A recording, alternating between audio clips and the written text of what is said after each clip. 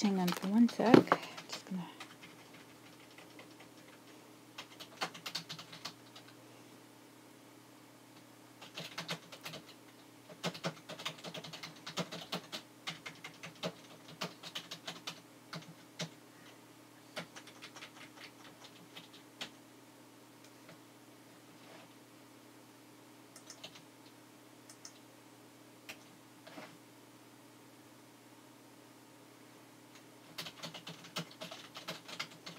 Sound of typing.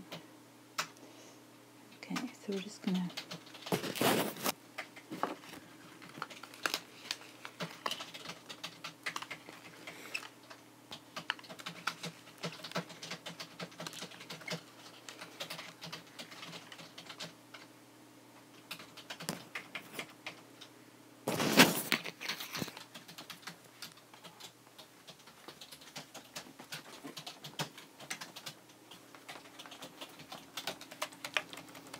back in the office again. Yeah, I'm trying to not waste a minute, Lyn. Yeah, I know. It's well, we've had some technical difficulties, but you know, we're overcoming them. I'm using Lyn as my guinea pig, but she's also using me as her guinea pig. It's always an animal theme, but we got a little bit away from the thing that makes it go onto the internet. What I'm trying to be as untechnical as possible. You have It's to called a with router. me. Can I go back into the living room and talk about the ring? Well, we could see. We can try. Let's see how it goes. Let's see how far we can go. But yeah, I'll follow you. Just a sec. One sec. I'm just going to push a button there. Okay. I'm trying to be my own technician, and that's always The difficult. picture on here is my cat on the keys. There you go. And it's Lynette's office. Well, Lynette is my name, Lynette Taylor. But when I came to Canada, people didn't know the word Lynette, and I came and stayed in Montreal with the French. It's a French name, and so they called me Lyn, but they always put a double N on it, Lynn, and then I have to take it off because Lyn, in my knowledge, Lyn, which they don't have here, is a female, me. But I prefer Lynette, but I can't now with Lyn Hancock, known as a book writer. I have to stick with it. All right, well, let's just see how far we can go. It's kind of a theme. Let's see how far we can go.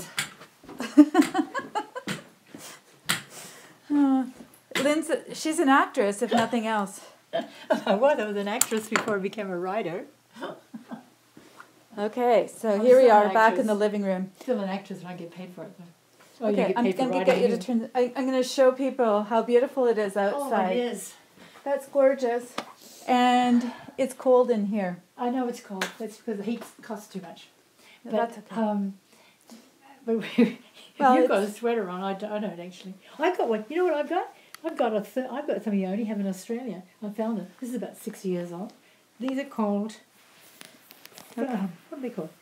Spencers. These are called Spencers, and they're like thermal underwear, but they're very, very thin and very effective. And they're an Australian invention. And we grew up not with central heating. We grew up with, well, nothing, and Spencers. Oh, well, that's the naked part of the show over. Okay, so it's getting a bit choppy in here. So let's go into the dining room again. Maybe I can bring this in. Yeah, bring that in here. Sorry, you guys. It's all about the routers in the other room, and for some reason, it's really not liking when we go into the living room. Okay, so the mountain is coming to Mohammed. I can put it in front. I can put it on that, or somewhere else. Tabasco's behind. Now, I wanted to mention this book. It's also one that began with you, your class. Tabasco, the saucy raccoon, came from your class, and when you wrote your own, we did that. Did I tell you that before? Yeah. And then this one also, 2 students in the class. You wouldn't think that the first picture in a history book, the history of Grandfather Sam and Grandmother Jane Livingston, the first settlers in Calgary, Alberta, Canada, an Irishman and a Cree, the first picture in the book would be two students in your class, in our class, in grade 6 in Monterey in 1969. Elizabeth Darla and Marilyn Darla are looking after Gypsy, the gibbon ape that was in our classroom for all year and inspired 2 books, Tabasco the Saucy Raccoon and An Ape Came Out of My Hat Box, Gypsy in the Classroom, and The Ring, which the mother who wrote the first draft and the first book in 1986, the mother of those 2 children, was called Tell Me Grandmother. I don't have it here right now. I think it might be on the table. Yes, here it is. Right. Yes, here is the... these are the books that came from that class of ours in Monterey Elementary. An Ape Came Out of My Hat Box, Gypsy in the Classroom, 2 books that came out of having an ape in the classroom for a room, where I met you, and then Tell Me Grandmother and The Ring, which is 2 books that came also from that classroom, from 2 other children that I just showed you, and that is Elizabeth and Marion Dowler, and Gypsy, the ape. So they're all intermingled. So if you keep your eyes open, books are all around you. But this one is particularly special because a miracle happened, and I want to tell you about the miracle, because I need somebody else to write a movie or a film script or a documentary about this story. It's not going to be me, but I hope somebody that's listening here or looking here or knows of somebody or knows of an agent can get a film script going about this. And this would be why. Book leads to miracle reunion. That's me in the years when it came out in the 80s, showing Tell Me Grandmother to this man who thought he was Sam Letourneau of Chemainus, British Columbia, married to, and these are his children. Well, what had happened within 1986 when this book came out, he phoned me and he said, could I be the missing grandchild, Sam Livingston III? Because I had just seen my birth certificate and it has on it Sam Livingston III, not Sam Letourneau. It seems that I was adopted out when I was 2 years old, but I never ever learned about this until much later in my life. And here's his great-grandpa? And this was Sam Livingston I, and here is Sam Livingston II. And Sam Livingston II was the 13th child of Sam and Jane's 14 children. And he died when he was 25, so 13 was unlucky for him. Now, he had 2 children, but his wife couldn't afford to keep both of them. It was easy to give away a boy child than a female child. So this was Sam Livingston III, 1, 2, and 3. He grew up, and when he was this old, he read the family book, Tell Me Grandmother, of these 2, Sam and Jane, and he said, was he? And the short answer, you can read the long answer, but the short answer is that yes, he was. And I knew his sister, who for 64 years knew who she was, and she'd been looking for her long-lost son and a long-lost brother. And so I said, go up to Calgary, your sister is dying of cancer.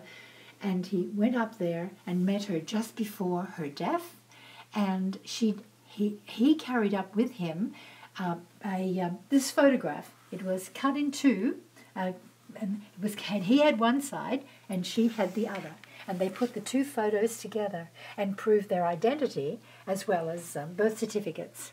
So she died happy. Out of every good thing, bad thing comes a good. She died happy in that she just found her long-lost brother she'd been looking for 64 years. And he now he's passed away, but he lived happily for many years after that because he had found out who he really was. And that's the miracle of a book. If we hadn't had that class, Joan, and there wasn't students in it that brought a ring to school and that was on their father's finger, and that hadn't had us to ask question who, where, when, what, and why, and the family and other archivists in the family and other members of the family had, I think, 17,000 letters were handwritten to produce the material that went into that little book. And now the person who did the illustration, who put the book together and who did the cover, was a member of the family. Was his daughter, Sam Livingston III's daughter. So it's all came again, drama, but all true, all chance, coincidence, luck, God of writing, whatever. All happened without having an ape in the classroom with a good class. And I'm writing a film script about Grandfather Sam and Grandmother Jane, or about your own grandparent. And I use these books in schools because not only do I want somebody else to do a film script of this Canadian. It's like the Forsyth Saga of Canada, this story.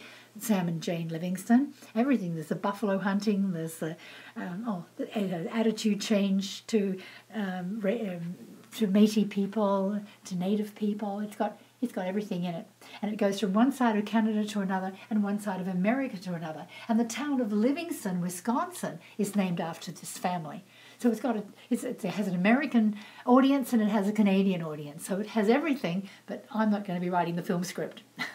Why I use it in schools is not only just for the history and the geography, but it's to get the kids asking questions of their own grandparents, their own grandmothers. And my grandmother is very, very important, Nana. In fact, I'll come over here. Oops, over here. I think you're going to have to bring it. Pardon? You're going to have to probably bring it in here. We're just a little bit far away. I'm just going to look at some of your articles here. Nunavut, and this was a lot of what you were doing. She found these down in the basement, getting all waterlogged. But that was the kind of prolific writer she was. Okay. This lady, my grandmother, has, is that right? Yeah, I just need to get out of the way. And that's Nana. And she was turn it toward the light a bit. There we go. And she was pretty gutsy. And she is my inspiration. I am my grandmother's granddaughter. What happened was that in the 1890s, she was one of 10 children. And she happened to be in the 10 girls. And she happened to be in the Strand. And she saw a notice. Migrate to Western Australia. Now, Western Australia in the 1890s had only been discovered, quote unquote, by Western civilization in 1929 and 1829. And so here, 70 years later, there's a small colony there, and because of convicts, most of the colonies in Australia began because of trying to find a place to get rid of the convicts of overflowing prisons of England, and excuse me.